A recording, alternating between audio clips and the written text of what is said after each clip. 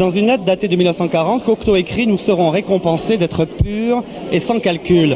Faut-il donc voir là, dans la publication de cet ouvrage, la récompense de Jean Cocteau, d'avoir été tout dans sa vie, sauf machiavélique, comme l'ont crié ses détracteurs? Oui, c'est-à-dire que c'était la raison pourquoi surtout j'ai publié ces lettres. C'est parce que là, on découvre un Jean Cocteau de cœur, un Jean Cocteau sensible, un Jean Cocteau généreux, un Jean Cocteau qui ne sait pas calculer, contrairement à ce qu'on a dit de lui durant sa vie. Par ailleurs, dans le poème qui introduit ces lettres, il est écrit « L'amour est une science ». Et dans la première lettre datée de juillet 39, Cocteau laisse entendre que son désir, c'est d'élever l'amour à la dimension de l'œuvre d'art, toujours en pointe, en scandale, en force. Donc il y a malgré tout un peu de littérature, parallèlement. Non, c'est qu'il ressent, c'est pas littéraire. C'est pas écrit d'une façon littéraire. Ah non, pas du tout. Alors cette tentative de sa part d'élever l'amour à la dimension de l'œuvre d'art. Oui, mais que ça soit aussi grand, aussi noble, aussi beau qu'une œuvre d'art.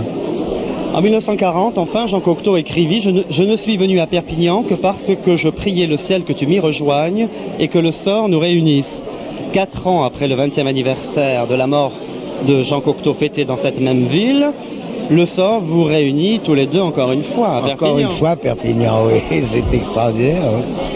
Alors, une petite question de cinéma maintenant. Ingrid Bergman, on lui a posé la question suivante.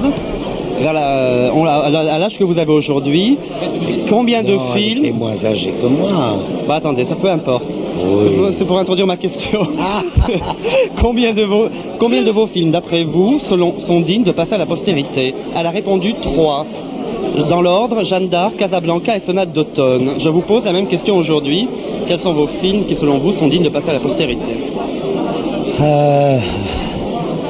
La Belle et la Bête, Orphée, Le Testament d'Orphée et